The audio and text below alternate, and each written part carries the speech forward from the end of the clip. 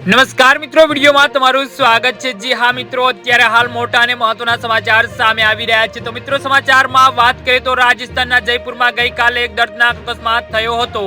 Jaipur Ajmer highway પર LPG tanker અને truck વચ્ચે અથડામણ થઈ હતી। આ પછી જોરદાર આગ ફાટી નીકળી હતી। આગમાં 40 જેટલા વાહનો સળગી ગયા હતા।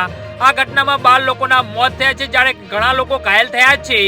જી હા મિત્રો, અત્યારે હાલ દુઃખદ સમાચાર સામે આવી રહ્યા છે। એસએમએસ મેડિકલ કોલેજના પ્રિન્સિપાલ ડોક્ટર દીપક મહેશ્વરીએ જણાવ્યું કે કુલ 12 લોકોના મોત થયા છે। 5 લોકોને મૃત હાલતમાં એસએમએસ હોસ્પિટલમાં લાવવામાં આવ્યા છે અને 5 લોકોના સારવાર દરમિયાન મોત થયા છે। જી હા મિત્રો, તો વધુ વિગતવાર વાત કરીએ તો જ્યારે જયપુરિયા હોસ્પિટલમાં એક વ્યક્તિનું મોત નોંધાયું છે। ડોક્ટર મહેશ્વરીએ કહ્યું કે 43 લોકોને હોસ્પિટલમાં લાવવામાં આવ્યા હતા, જેમાંથી 7 વેન્ટિલેટર સપોર્ટ પર રાખ્યા છે અને રાજ્યના સ્વાસ્થ્ય મંત્રી ગજેન્દ્રસિંહ ખેમાસરે જણાવ્યું કે ઘાયલોમાંથી લગભગ અડધા લોકોની હાલત ખૂબ જ ગંભીર છે।